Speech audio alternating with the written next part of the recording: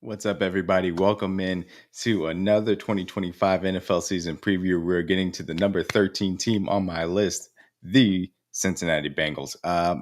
This is a team that has a star-studded offense that has an explosive passing attack, has a little bit of an underrated running back that is starting to, become a little bit more well-known for his performance last year and the way that he stepped up, and a defense that has undergone a lot of criticism for understandable reasons, and one star player they got a raise, did not get an extension, but a raise for this offseason as well. So these Bengals are in a direction in which they are trying to claw back into contention. And I say that as a team that was over 500 last year, but ultimately did miss out on the playoffs in the last week of the season. And there's a team, like I mentioned, explosive offense, one of the best in the National Football League, and ultimately one of the worst defenses in the National Football League due to a variety of holes that they had throughout the roster, and ultimately them only having one real star guy that they could hang their hat on, and TREY HENDRICKSON, who did, of course, get that extension in the off or that raise in the offseason.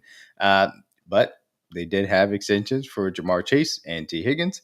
And so Joe Burrow has secured his two wide receivers for years to come now to continue to perform at an incredibly high level. He obviously led the league in touchdown passes and passing yards last year, rightfully so. Had a spectacular season for one of the elite four quarterbacks of the National Football League. So as far as the head coach and front office grades, the head coach, I actually do give a B. People would maybe be a little bit surprised by that. It's really more of a B minus for me, but I'm actually kind of impressed by some of the little tweaks that Zach Taylor tends to make on I should say, year-to-year basis. Is he the best of coaches? No, I would not necessarily say that. Is he above average? Yeah, I'd say B minus, C plus is the range in which I would place him. Do I think that he does an amazing job of the entire team? That maybe I can forgive some of the fact that they've been a little bit underwhelming, like a Sean McDermott that would just be a B level coach. Yeah, I don't think he's not necessarily on that level, but I think that he does get underrated a little bit for some of the offensive tweaks that he ends up adding to this team every single season. I'll talk about those things a little bit later on. And I think they blame a lot of things that are either the front office's part or just a lack of talent on the team squarely on Zach Taylor in a lot of respects as well. But I'm not saying that Zach Taylor is a great coach or a really good one. I think he's just simply above average. So B minus, C plus range for Zach Taylor as far as the grade is concerned. In this front office, the front office is complicated. The front office is complicated because a lot of things that happen within the front office have to do with monetary restrictions that are put on by the ownership from the standpoint of being able to spend cash over cap. And again, for those that do not understand, those are two different things. There's a cash budget, which teams operate in, that is different from their cap obligations every single year. Obviously, the cap aspect is a little bit more of a public number. The cash budget is not. We don't know as far as signing bonuses, the way that the contracts are structured, guarantees being paid out, void years, things of that nature. Those always fluctuate what the actual cash situation is for teams on a year-to-year basis compared to the obviously publicly available cap numbers are concerned. And that's a lot of mumbo jumbo, but essentially there are some restrictions in place for this front office to be able to operate in. Even with that being said, I still only give them a D plus grade simply for the fact of they have not drafted all that well very recently to be able to continue to add the cheap talent necessary around this roster, specifically, obviously, with Joe Burrow and JAMARR Chase and HIGGINS to be able to supplement what this team can look like moving forward as well. And so I think that's been a big piece of why things have not necessarily gone as well recently, where the Bengals had gone from in 2021 and 2022 a contender within the conference and ultimately have fallen back into a borderline playoff team. And that's ultimately where I have them here. And we'll talk about some of those expectations moving forward too. But with that being said, we can go ahead and get into the offseason review for this front office and how they tried to build around this trio as far as star quarterback and elite wide receiver duo. So as far as the offseason in review, I have to start with Sam Hubbard. Did end up retiring. Obviously, had the iconic touchdown versus the Ravens in the wild card round, the fumble six, I suppose, as you would put it. Ultimately moves on. Alex Kappa moves on from the offensive line room. Jermaine Pratt lost from the linebacker room. Mike Hilton lost from the nickel cornerback spot as well. Trent Brown also lost from the offensive line room. Akeem Davis-Gaither lost from the linebacker room, and then Von Bell moving on. Veteran safety, a guy that had played well for them in the past, had thought it brought back to try and stabilize things for Lou Amarillo. didn't necessarily work out last year. And so ultimately he moved on as well. As far as the additions, TJ Slaton and brought in, continue to try and help out, especially from an interior defensive line presence aspect as well. Oren Burks, a guy that hopefully has the ability to bring a linebacker depth aspect to this team that they kind of need. Logan Wilson has sometimes been in and out of the lineup as well. Demetrius Knight Jr., the guy that they ended up drafting to help out with Logan Wilson, should be fine. Shouldn't be any issues. A guy to South Carolina that had a few things. So we'll talk about him in a little bit as well. But Oren Burks, a depth linebacker piece, coming off of what was a Super Bowl championship with the Eagles as well. Lucas Patrick, who was brought over to, again, help within the guard aspect of it, as was Dalton Risner, who was signed very recently as far as this offseason was concerned, to, again, try and stabilize that guard position that we'll talk about a little bit later on. As far as the draft is concerned, Shamar Stewart, Texas A&M, incredibly raw prospect, a guy with all of the pass rush tools necessary to be, a really good edge rusher in the league. Just going to be about the development piece, and I'll get maybe into this a little bit more as far as the roster is concerned, but that is going to be a major question mark for me of how well the Shamar Stewart pick is going to end up working out. Like I mentioned, Demetrius Knight Jr., athletic linebacker, a guy that can play next to what Logan Wilson brings to the table. He is a little bit more of that Patrick Queen point and shoot type of linebacker. He is going to be able to be used in certain situations to create KS moving towards the line of scrimmage as well. Dylan Fairchild out of Georgia coming in again to try and stabilize his guard position. This guard, group was one of the worst, if not the worst, in the National Football League last year. They tried to throw a little bit of resources at to try and fix that aspect of it. And we'll talk about him a little bit later as well. Barrett Carter also added to try and add to the linebacker depth alongside Oren Burks. Jalen Rivers brought into the tackle room to again add depth and a little bit of youth in that position as well. Todd Brooks was brought in to add to the running back depth of this team. A guy at Texas Tech, 6th-round pick. Seems to be in line for maybe the pure backup job. There's a little bit, competition between him and Samaje Perine. We'll see how it ends up working out behind what Chase Brown brings to the table. So with that being said, as far as the offseason review and where that sets their expectations, I think that these have to be, moves. And I'm not saying that there's anything too crazy as far as win now aspects of it, but these are moves that say, hey, we want to be able to fill our immediate holes and we want to go out there and be able to make it back to the playoffs. And honestly, when you got Joe Burrow on your team, you should have the expectations at the baseline to make the playoffs. And so that's where I'm sitting in for the Cincinnati Bengals. With that being said, let's go ahead and talk about Joe Burrow. So as I previously discussed, talking about the Zach Taylor adding a little bit to the offense, this is one thing that I think he's done a better job at. And again, this is going to sound incredibly groundbreaking because if you watch the other offenses in the National Football League, you're going to see this on a consistent basis. But these are the motion touchdown passes that Joe Burrow threw last season, and their motion rates have steadily got up a little bit. 2022 to 2023 took a real jump as far as motion at the snap. They went from 11% to 17%. Doesn't sound like a lot, but it is worthwhile. They went up again last year from that number 2. The ability to be able to give Joe Burrow information before the snap is concerned, I think does help. And Burrow is somebody that does like to see the picture in a very static way. It's something that I think has been, and I don't want to say limiting because he is somebody that elevates the offense in an incredible manner. But I think this sometimes is limited what they want to do schematically. And I like the way that Zach Taylor has slowly tried to evolve things even around a way that really makes Joe Burrow comfortable in that aspect as well. So look, the thing I'll say about Joe Burrow, I personally have him 4th. He is elite quarterback. He's even beyond the difference-making level that man elevates. The ability for him to process, I think, is an incredible level. His accuracy, specifically on deep balls, is really impressive. Has more than enough mobility to be able to avoid sacks as well. Granted, you can take a little bit of them, but it's still a question mark. Do I think that there were maybe some turnovers that hopefully wouldn't have happened in some clutch games? Sure. But ultimately, he was not in any way, shape, or form, a big limiting factor to this team. Again, like I said, he elevated this offense. He elevated this team to get over 500 ultimately by the end of the season. And he is an awesome elite quarterback, no doubt about it. With all that being said, Now we're going to get to some of the things that I hope that he does kind of add to his game. And I don't say that again from the manner that I think is a limiting portion of him. It's just getting more comfortable with it. And this is the one touchdown that he threw ultimately from under center play action last season. And I think that this is a next evolution for this entire offense to be able to feature Chase Brown a little bit more, who they talked about saying building the run game around as well. If they're willing to do that and that features more under center play action, that can open up even more explosive plays down the field for Jamar Chase and T. Higgins and Joe Burrow hit him. So that's really the thing I'm going to be watching. Is that the next wrinkle that they want to do? And that'll fold into some things a little bit later on. A little bit thing that I wanted to end it here. There was a play action that the other touchdown they threw was on the goal line to Mr. Sam Hubbard, who got a nice retirement gift there with that touchdown.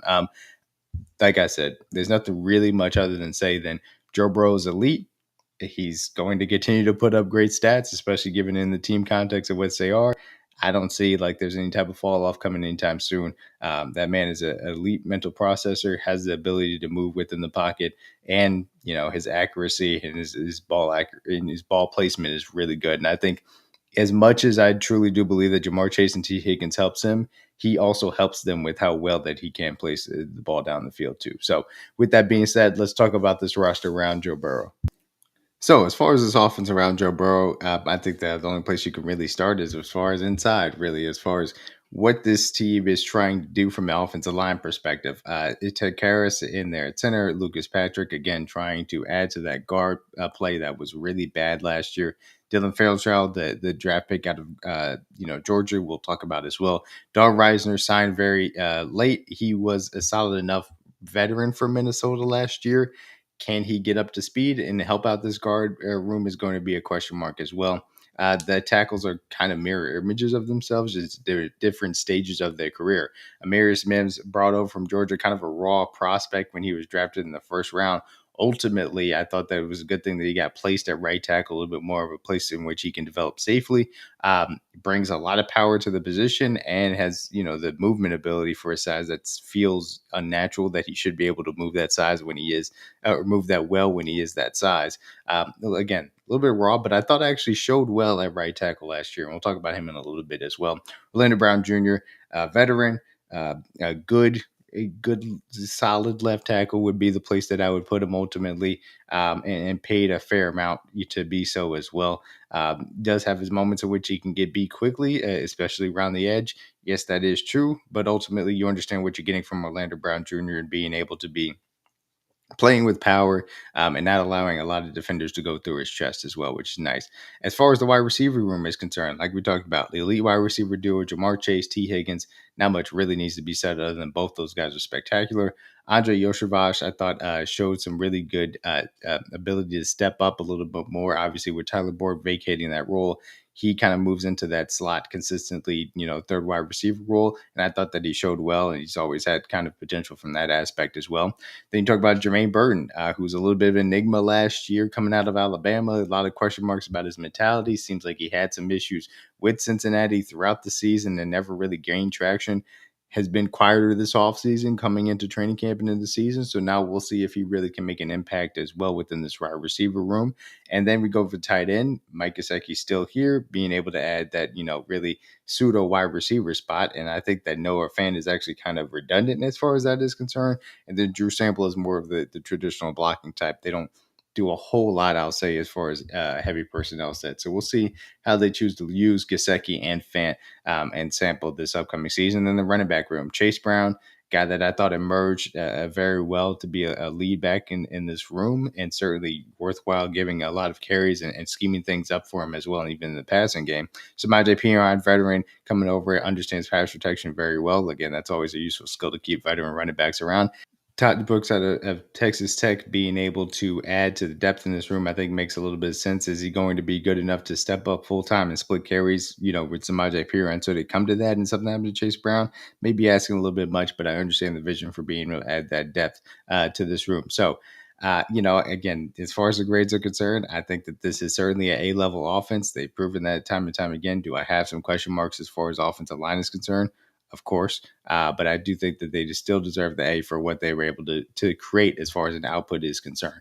With that being said, let's go ahead and flip to the other side of the ball on defense. So as far as the defense is concerned, again, this is a unit that does have a lot of issues, and difficulties and question marks to say the least. I think that what you're going to find really littered across this is draft picks from the Bengals that they're going to rely upon to try and step up significantly. And obviously, you can start right there with their first round pick, JAMARR Stewart. And again, he's listed behind Joseph Asai here, who's been very meh and hasn't really developed there in the ways in which they want to. So they need somebody really to be able to complement what Trey Hendrickson brings to the table. Shamar Stewart, again, coming out of Texas A&M, I thought was very raw.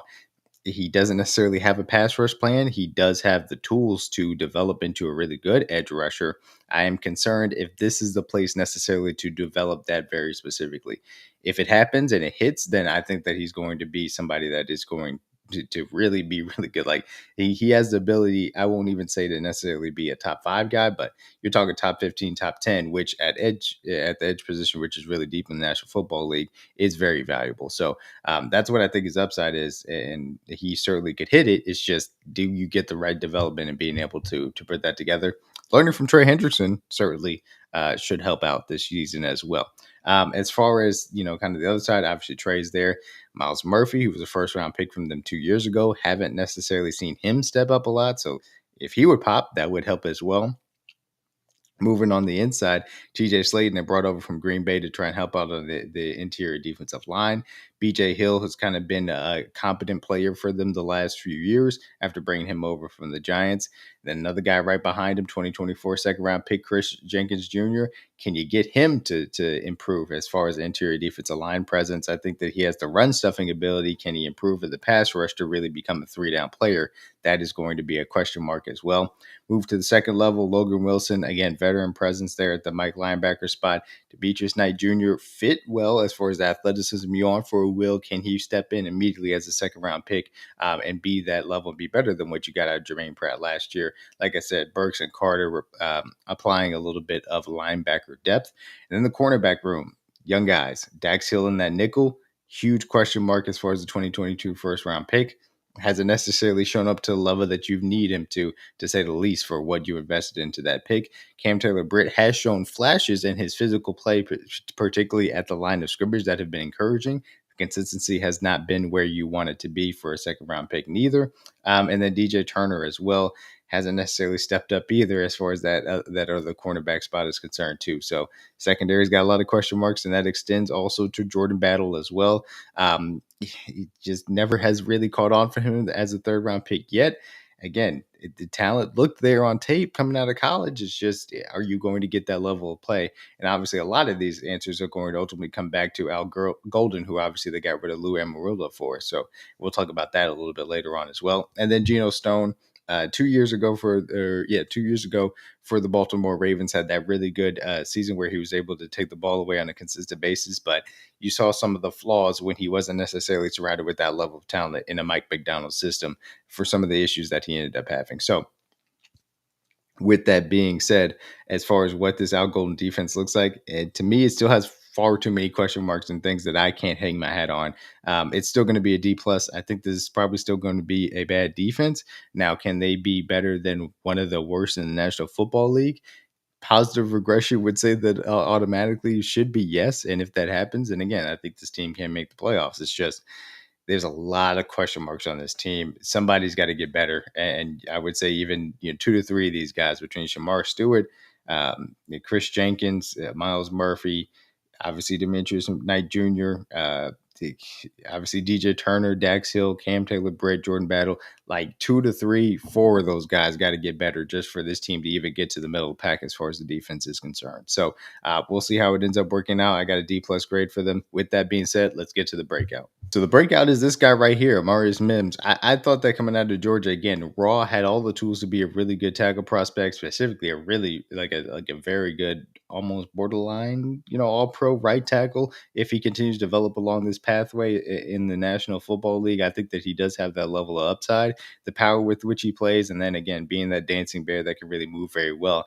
Hand placement and leverage does need a little bit of work. Sometimes he plays a little bit too high for my liking, especially when he's getting up against some of those speed rushers. They can just bend right under him, and that does become a little bit an issue. But if he has put the proper work in to be able to continue along this pathway, I actually do think he is a breakout player. He can be a nice, really good tackle for this team, which will be incredibly useful for what the offensive line will end up looking like. And as I'll talk about it a little bit, I think he's going to be a key piece for the evolution of this offense as well. And that's why he's my breakout player. I know it feels like, well, you just named 8 players on the defense that could break out. Why not pick one of them?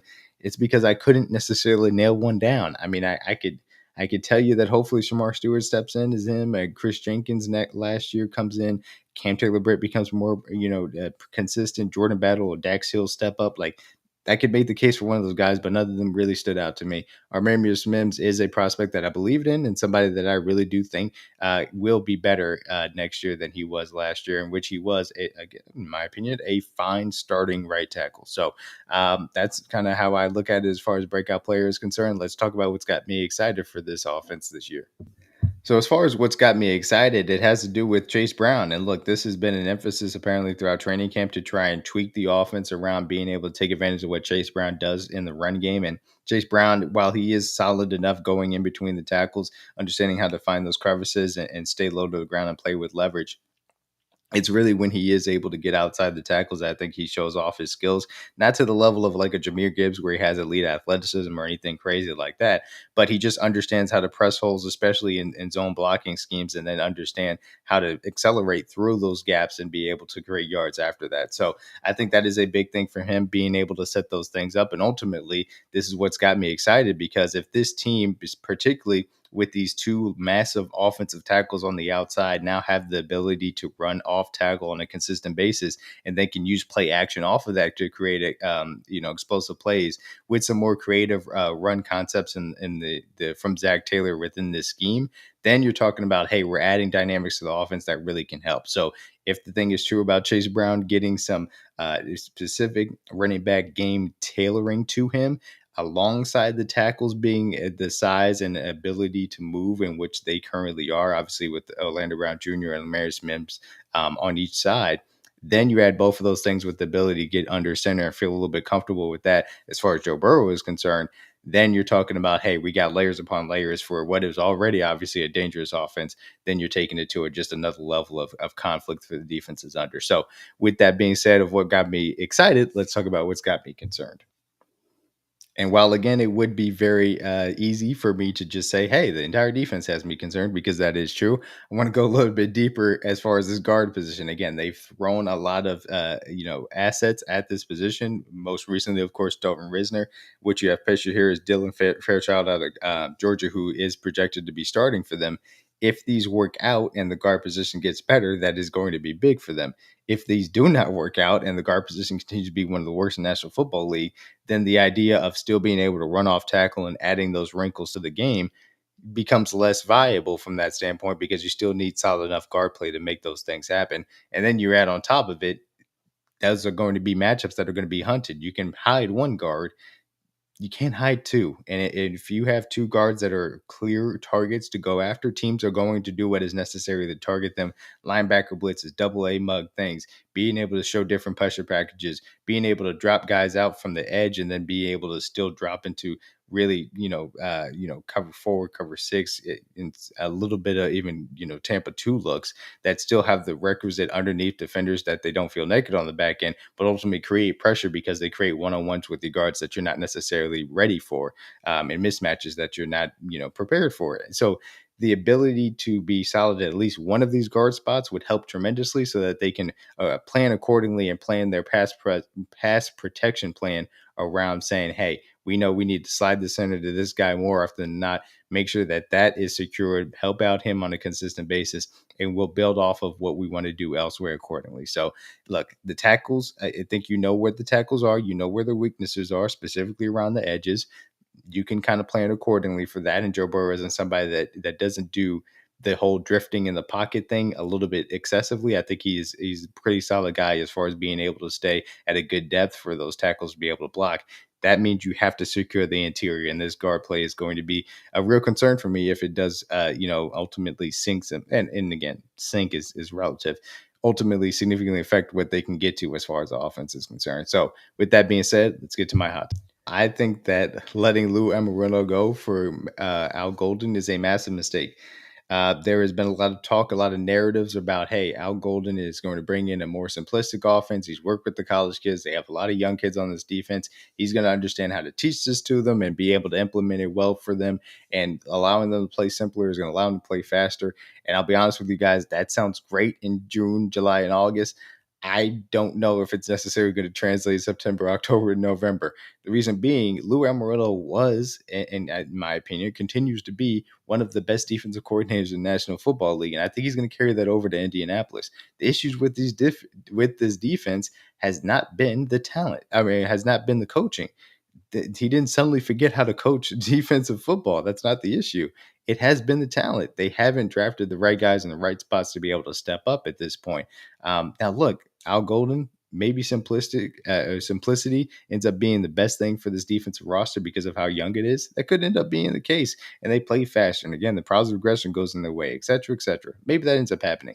But I think ultimately, over the long term, this is not going to be a transaction that works out for the Cincinnati Bengals, where Lou Merlino continues to be one of the better defensive coordinators in the National Football League. I am bullish on the Colts defense.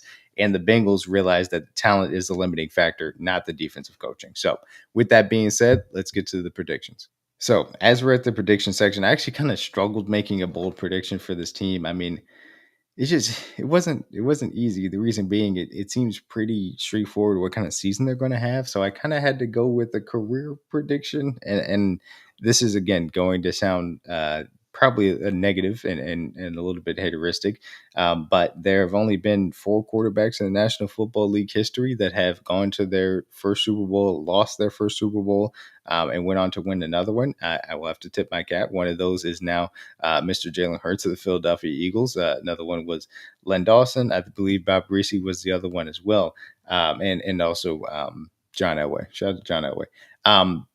Is Joe Burrow going to break that trend? He also has to break the Bengals Lombardi curse as well. I don't think he does. I think the limitations from ownership are too great to be able to build the proper roster around him. Do I think they can draft well enough on a consistent basis to do so? And a big piece of drafting, and again, this isn't to try and harp on this point, but you have to have a wealth of scouts. And it's tough to have a wealth of scouts when you can't pay all the scouts as well. You have to pay those guys and pay them in competitive prices. Those things are not easy for teams that are a little bit more cash strapped from that standpoint. So can you continue to draft the young talent necessary to be cheap enough to pair with these 3 big contracts? And then you add on top of it the fact that the ownership already has those restrictions. And then you add to the fact the whole, Trey Hendrickson is just a raise and not an extension standpoint. I'm concerned. So my bold prediction is that Joe Burrow does not win a Super Bowl in Cincinnati for the rest of his career. The actual record prediction is far more rosier, given the fact that I think it is 10-7, and I think the Bengals do make the playoffs. A little bit help from the easier schedule as well. I think the reality situation is they're just in a position which a little bit defensive positive regression will go their way, and they will end up right back in the playoffs. So with that being said, thank you guys so much. Hope you guys liked the video. We're at DMW Sports here on YouTube and Twitter and TikTok. Please watch the other videos, subscribe to the channel at Sports DMW.